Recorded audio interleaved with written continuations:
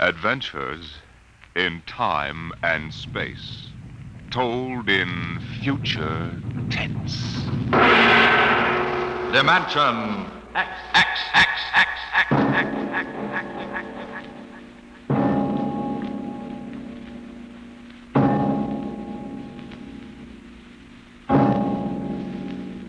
The mind of man is still an unprobed field. Within it lie many mysteries still unsolved. But there are men today, psychologists now experimenting with telepathy, hypnosis, thought transference, who believe that in the future we may discover the existence of a force of the mind more powerful than any force the world has ever known. We go ahead now in time some 10 years, and in space to the campus of a small eastern college. The hour is late, and in one of the dark college buildings, two men stand in front of a door that bears the name Professor Arthur Barnhouse, Psychology.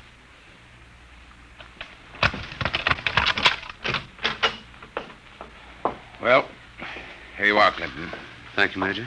Here are the keys to the professor's desk and files. I guess you inherit everything now. You might as well dictate a full report while everything's still fresh in your mind. I'll wait and see you home. Oh, no, that isn't necessary. I'll be all right. You sure? After what's happened tonight, we wouldn't want you to have an accident, too. Major, after what happened tonight, I have a hunch the whole world is ripe for an accident. I'm afraid you're right, Clinton. Well, good night. Good night. Oh, pull yourself together, Buster. Easy does it. August 21st, 1960. Restricted report from George Clinton to the Secretary of Defense, Secretary of State, the FBI, National Security Board, etc., etc., etc. Subject, the so-called Barnhouse Effect, and Professor Arthur Barnhouse, who discovered it.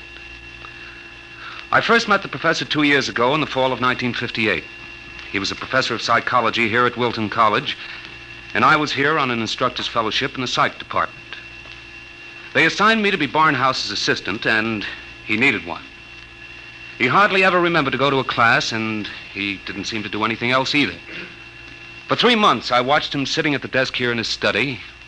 He'd either stare at nothing for hours or fall asleep, nodding over his mess of papers. I couldn't understand it, and it was none of my business. But one day, I thought I'd better give him a shake. What? What? I said it's 2:15, Professor. Don't you want to go to your 2 o'clock class? Don't you want to mind your own business? I beg your pardon. Sorry, Clinton. Forgive me. I don't know what gets into me. Forget the class. The kids would rather be outdoors anyway. Okay, Professor. In that case, I'm sorry I woke you up. It's all right. I just can't seem to get my sleeping done at night. Clinton, what do you know about the international situation? Well, I'm no political scientist, if that's what you mean. I read the papers when I have time. Well, that's the way I've always been. Lately, I've had to look into it. I stay up nights looking into it. Professor, I don't want you to take this personally or anything, but... Well, sir, I wonder if you'd mind if I asked to be transferred. You mean you'd rather work with somebody else in the department? Oh, no, sir, it's not that. I think maybe there's a chance for a psychologist to work on that government project. Government project? Oh, yes, that army thing. Yes, sir. They're trying to develop robot pilots for the new fighter rockets so they'll be expendable. Oh, yes. Something else designed to replace men. Yes, sir, and you know it's a funny thing. The robots work just like human brains. They get overworked or overloaded or something, and they have nervous breakdowns. Now, if I could only find out what drives those electronic brains crazy, why, I'd feel Clinton, that I was... if you want to study a brain that's going crazy, never mind the robots. You can go to work on me. What are you talking about, sir? I don't know. I'm either crazy as a bedbug or a... Clinton, I wish you'd help me find out. Are you serious, Professor? I never was more serious in my life. I'm afraid I'm going out of my mind. But why? What makes you think so? This is what makes me think I'm crazy. Those dice? Clinton, do you know what the odds are against my rolling a 7? Oh, about 5 or 6 to 1. Watch. 7. Now, what are the odds against my rolling it again? Twice in a row? Plenty. About 100 to 1, I'd say. Watch. Professor, you're hotter than a $2 pistol. It's funny. That's what they said 8 years ago when I first discovered this. Discovered what? This force of the mind. I call it dynamopsychism. You mean you shove those dice around just by thinking about it? People have always thought there could be a force of the mind. You know that. Fortunately or unfortunately, I've learned to control it. Yeah? How did you happen to find out about this, Professor? Well, it was about 10 years ago, back in 1948. I made the mistake of going to a psychologist's convention, and in order not to appear unsocial, I happened to find myself, for the first and only time in my life, in a dice game. What happened? I didn't have the faintest idea what was expected of me, and someone told me to roll 7s. So I did. 10 of them. I'll bet you weren't asked back into that game. That night, in my room, I realized that it simply couldn't have been an accident, Clinton.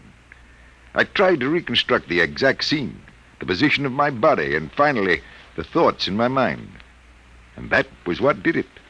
I remembered what had been my train of thought, and I proceeded to roll 7s, not 10 consecutive times, but 50. Brother, there it is again. Professor, can you do anything else? I mean, besides shove dice around? You see that inkwell on my desk? Sure. Watch it. Don't take your eyes off it. If nothing happens, say so, and I shall go quietly, even happily, to the nearest sanitarium. Okay, Professor, shoot. Hey, why, it just blew up. Yes, I'm sorry. I didn't mean to splash ink on your suit. That's okay, Professor. What was that funny noise? Oh, that? The dynamo psychic waves are a little like ultra-high frequency waves. Sometimes, when I turn on the power, they create a kind of static. Listen, Professor, how much power have you got? Could you blow up anything, well, you know, big? I could flatten the Great Wall of China. Boy, you'll make the helio-oxygen bomb look sick. That's what scares me, Clinton. The thought that maybe I could use this power to save the world. Clinton, you've got to help me. Who, me? Professor, when it comes to international relations, I don't know from where. You'd better get in touch with the State Department. State Department? Yes, they'd be the ones, wouldn't they? Well, you probably want to be getting home now. I'll see you to the door. I could use a breath of fresh air. Okay, Professor. You better stop brooding about this. You get somebody else to do your worrying for you. Yes, you're right. I have been brooding, wondering what to do. Just sitting and staring endlessly at that awful monstrosity across the way. You mean the old bell tower? Yes, I've gotten so I can't stand the sight of it anymore. Professor! Professor, look, what? Well, there's nothing left but a pile of rubble. Oh, my, I didn't really mean to do that. Well, you see, Clinton, it's got to the point where my lightest whim is more dangerous than a blockbuster. Professor, you get in and write that letter to the State Department right now. You packed too much of a wallop.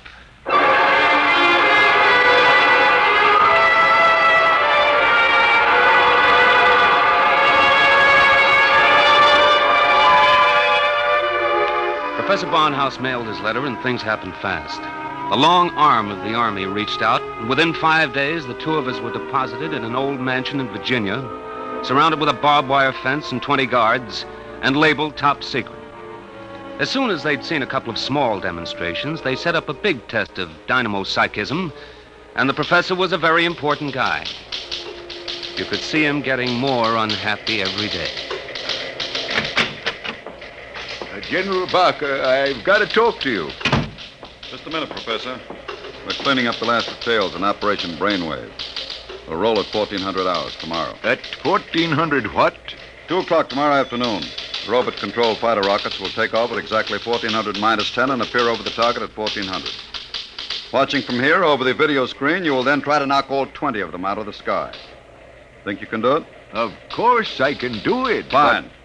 and we've taken care of everything. Everything except that you neglected to ask me if I wanted to do it. I don't. This whole thing strikes me as childish and insanely expensive. We'll decide about that. But what's the good of it? I wouldn't mind acting as a defense weapon if it were necessary. But I can make all wars and armaments unnecessary. I could give every nation what it needs. I could move mountains, build roads, dig irrigation canals. I have a technique which costs nothing and can do immense good. You're spending millions to prove that it can do immense damage. It doesn't make sense. You know something, General? He's right. Of course I'm right. I want you to send me and Clinton back to Wilton College. Right away. That's quite impossible, Professor. This operation has gone too far to be called off now. Yes, but... Even if we wanted to call it off. If your dynamopsychism really works, you're apt to be the key to our entire defense setup. But listen... You'll have to excuse me now. Major Cuthrell and I have to double-check the confidential list of the observers on this end. Have you got it, Major? Yes, General. It's right here. Alberts, Barker, Bernstein, Carter, Clinton, Cuthrell, Holbrook, Lawrence, Stein, Williams. Check. I guess that includes everybody of importance. What about me? What? Oh, that's taken for granted, Professor. Thanks. 1400 hours. Will you be ready? I'll be ready. And now, if someone will wind the restricted clock and put the confidential cat out, I'm going to bed.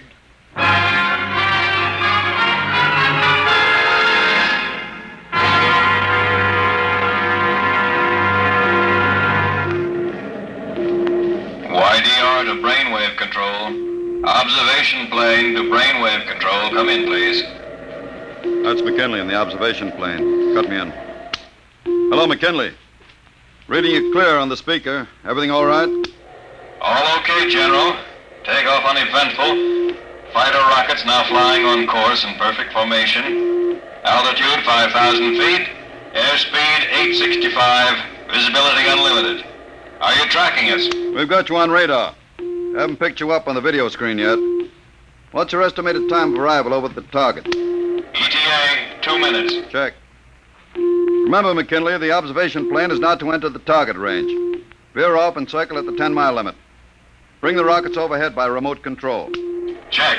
Observation signing off. 1 minute, 45 seconds to go, Professor Barnhouse. Are you in good shape? I'm all right, General. Good. You can all take our places in front of the video screen now. You sit here, Professor, in the center. Major Cuthrell, will you turn on the video screen? Right, General. Nothing yet, just empty sky. Hold it. I hear him coming in. There are 20 of them, Professor. You think you can knock them down at this altitude? Distance has nothing to do with it. I don't want anything to go wrong. You're sure you feel all right? General, I know I can do it. If that's all that's worrying you, let's call the whole thing off and save $20 million. There they are. They're coming in. Get ready, Professor. 10 seconds. 9, 8, 7, 6, 5, 4, 3, 2, 1. Now, wide open, Professor. Well, go ahead, Barnhouse. Knock them down. I did. Nonsense. All you've done is blank out the video screen. What went wrong? Did you give it everything you had? I was wide open, General. And it didn't work. They're still flying. What's that?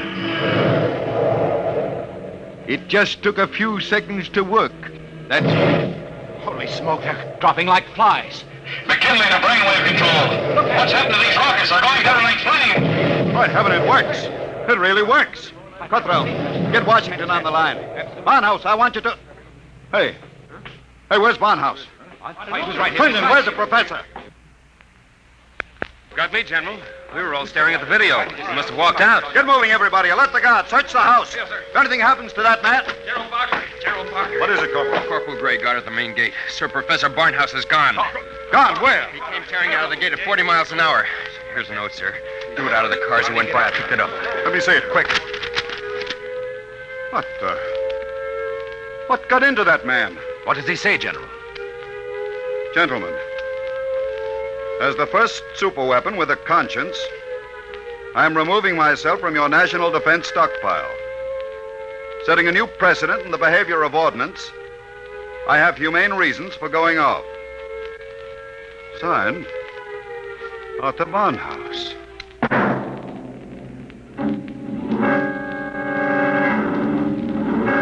Barnhouse was gone, and within 12 hours, the world was on a spree. The headlines were glorious or terrible, depending on what you think of the things the way they are. Barnhouse flattens helio bomb factory! The Dynamopsychic waves reached every corner of the world. In every country, every continent flashed the news of what was happening. Hey, Barnhouse knocks out hidden atomic stockpile in Asia! There was a new kind of war, the war of tattletales. Secret agents of every country hunted for the hidden armaments of their enemies, yelled about them in the newspapers, and immediately there'd be that warning burst of Barnhouse static, followed by... Radio-controlled fleet blown up on secret maneuver! The professor was out to make peace or bust, and nothing like him ever was.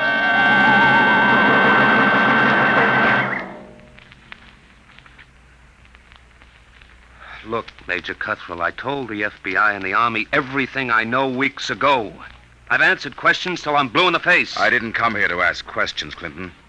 I came to ask for your help. My help? That's right. To find Barnhouse. What if I don't want to? If you're his friend, I think you'd better. Why pick on me? You've got the FBI, the police, and Army intelligence. Why can't you find him yourselves? We're trying. But you know the man well. You could spot him where we wouldn't. And you're the only one who can. Maybe. But why should I? Wherever he is, I think he's doing fine. He's making war impossible, and I like it. So do I. Yes? He's putting you out of a job. That's all right with me. I'll retire to a truck farm with pleasure. Well, then? Look, Clinton, we aren't the only ones in this race. Every country in the world has its best agents out hunting for Barnhouse.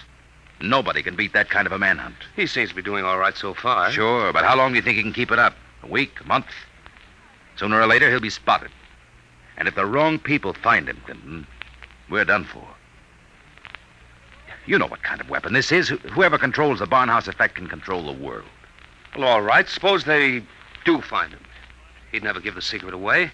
Never give it away? Are you out of your mind? You think these fellas are playing for marbles? Well, no, but... Read the papers, Clinton. Don't you know what's going on in the rest of the world? Yes, They'll get the secret out of Barnhouse, all right. What happens to him in the process won't be very pretty. Well, he must realize that then. He'll never let himself be taken alive. He may not have the choice. And if he doesn't, God help us all. All right. All right, I'm in. Good. Now, do you know anything that you haven't told us? Anything that might give us a lead? Only this. It was addressed to me.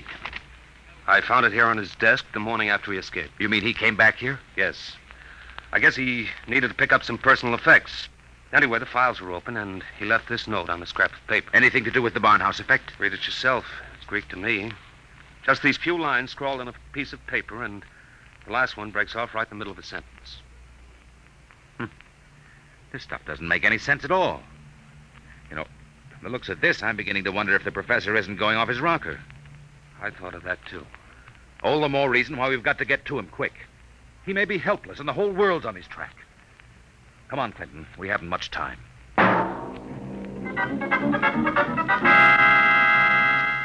You say you do recognize this photograph, Mrs. Reardon? I tell you, it looks like Mr. Balfour's. He had the second floor front room for quite a while, but he left, I should say, about a week ago. Say, is he wanted for something? Yes, if he's the man I think he is. Well, now, I'd say you're looking for the wrong fella. That Mr. Balfour, he couldn't be a criminal. Why, he wouldn't even harm a fly.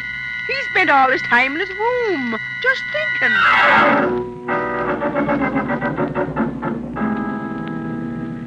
Oh, brother, it's hot. What a way to spend an August afternoon, huh, Major? Give my eye teeth to be at Jones Beach. So would I, Corporal. We've got work to do here. Look, sir, we've been cruising around these radio detection cars for a week. Not a sign of Barnhouse static. The professor must have run out of things to work on. Well, we'll give him a little more time. Switch to shortwave. See if there's anything special coming through. Yes. Try the 9-meter band. This is Radio Miranda calling. Let's hear that. Our American enemies who have hidden behind the unjust and diabolical persecution by Professor Arthur Barnhouse will tyrannize us no more. I wonder if the professor's out of Today, this. our glorious leader takes up his residence in a shelter, shielded with lead against all dynamopsychic rays. With his protection designed by our brilliant scientists to be absolutely impregnable against the Barnhouse Effect. You will once again lead us on the path of our glorious death. Quick, triangulate it and get me a fix. I've got it. Let me check this chart. Quick, man. 3.9, 1.7. Oh, my aching back. What is it? We haven't got a prayer of finding a major. He'd have to be picked out of 2 million people. Where is Barnhouse? Right where I was wishing I was. Right smack in the middle of Jones Beach.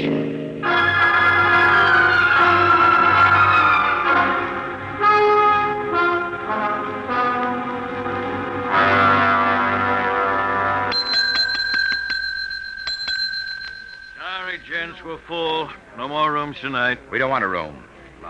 Do you recognize this picture? Who wants to know? Uncle wants to know. Oh, excuse me. I'm sorry. Let me see it. Yeah, it looks a lot like room 417. About 5 feet 8, thin, sandy hair, glasses, little scar right across the bridge of his nose. Yeah, that's 417, all right. You mean he's here now? No, not anymore. He checked out 2 days ago. But he couldn't have gone far. What makes you say that? Oh, he looked sick as a dog. Couldn't hardly carry his own bag out. Uh-oh. Like I said to the other fellas, I said he looked like he was on his way to the morgue. What other fellas? Oh, the ones this morning. You're the second pair that's been asking for him.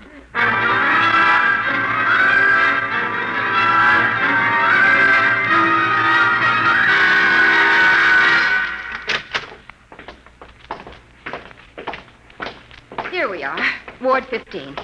This way, gentlemen. You're sure he's here, nurse? Oh, yes. Thank heaven we're in time. Well, I wasn't on duty when he came in, but one of the other girls told me he'd collapsed in the street. The ambulance brought him in. Poor guy, he must have really had it rough. Oh, here you are. Bed number 78. This is your man. Wait a minute. This isn't Barnhouse. But I was perfectly sure. Oh, wait, let me check his chart. Dismissed 8 p.m. Only an hour ago. Oh, dear, now I remember. Remember what? If he was sick, why did you let him go? Well, 2 of his friends came and took him away. They didn't want him in the charity ward. They said they'd make sure that he was taken care of.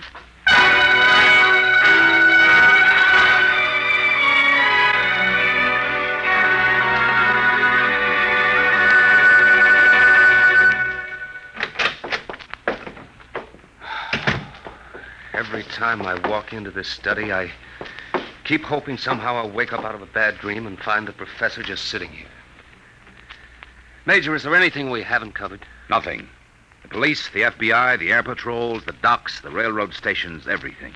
Not even a flea could get through this dragnet. I hope. Then I guess we sit. We sit. Maybe something will come in.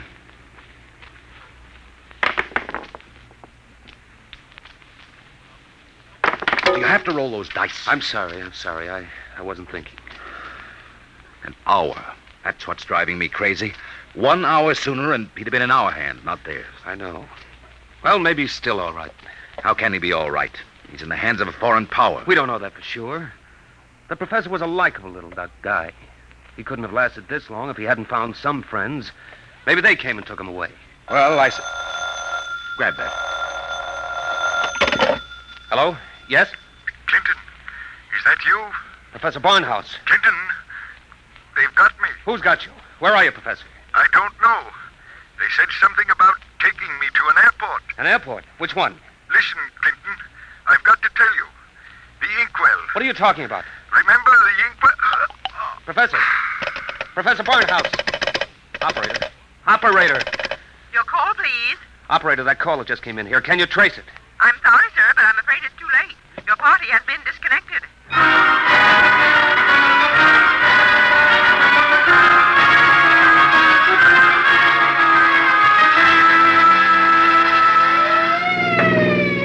Where are we headed? He didn't say which airport. Just a hunch. The commercial airfields are all covered. But there's a little private field out here, I remember. Hasn't been used in years. Better be the one. They didn't have too much of a start on us. Maybe we'll make it in time. Step on it, Corporal. Wide open, Major. How'd he sound? Did he say who had him? No, all he got out was airport and something about an Major, airport. Mr. Clinton, there's a tail light up ahead. Must be another car going like the devil. You're right, I see it. They're turning into the airfield. Come on, faster. Hold everything. Look up ahead. They're switching the floodlights on at the field. There's the plane down at the other end, all warmed up and ready to go. We'll never make it on the road. Hang on, I'm going through the fence. Right.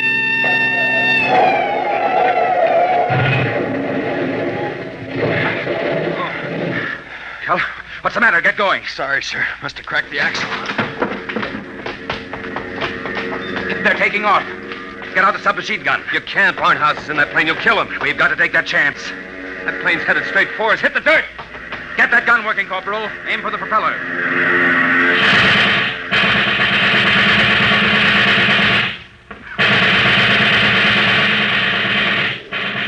Couldn't get him, Major. Well, there goes the old ball game. I'll get through to Air Patrol, sir. Maybe they can intercept the plane. No, not a chance. By the time the fighters got off the ground, the plane would be out of range. No, we've lost, Barnhouse. Nothing can save us now. Hey, what?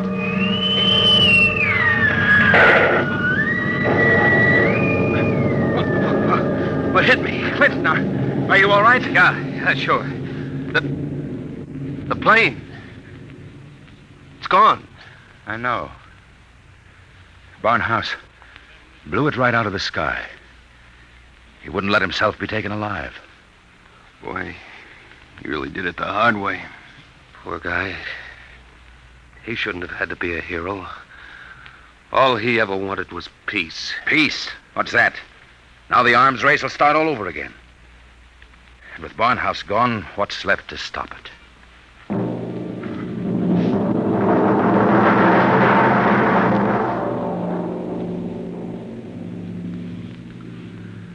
So they brought me back here to the professor's old study to dictate this report. I'm sitting here at his desk, and it's just the way he left it. Papers all over, even his old pair of dice. Arthur Barnhouse is dead. That's going to be good news for some people when they find out. The saber rattlers of the world will be busy as of tomorrow morning, getting ready to whoop up another war. But I'm afraid they're in for a little surprise. It's 3 a.m. now. And before morning comes, I intend to vanish, disappear completely. That's the last that anybody will ever see or hear of me directly. That's why I want to tell you now. I've been looking at the new inkwell here on the desk. The professor's last words were something about an inkwell. And in it I found a little scrap of paper. Just a few words, but they complete the note I showed the major. The note that didn't make any sense. The whole thing makes sense now. Professor Barnhouse may be dead. But you haven't heard the last of the Barnhouse Effect. Not yet. I've been experimenting while I've been talking to you. And now the time has come for me to say goodbye. You see, I've just rolled my 50th consecutive 7.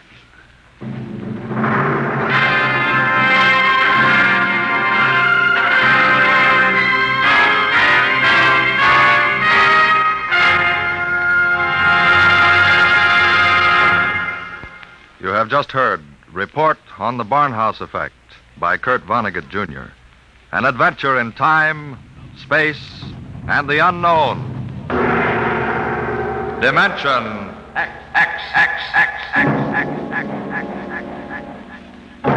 Next week, the strange story of the interspace rocket Star Cloud, which vanished mysteriously behind the Great Galactic Barrier in the year 1986.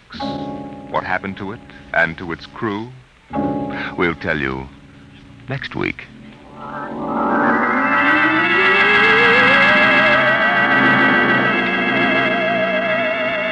Tonight's story, Report on the Barnhouse Effect, was adapted for radio by Clarice A. Ross.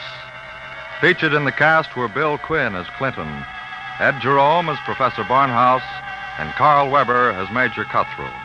Your host was Norman Rose. Music, Albert Berman. Engineer, Bill Chambers. Dimension X is produced by Van Woodward and directed by Edward King.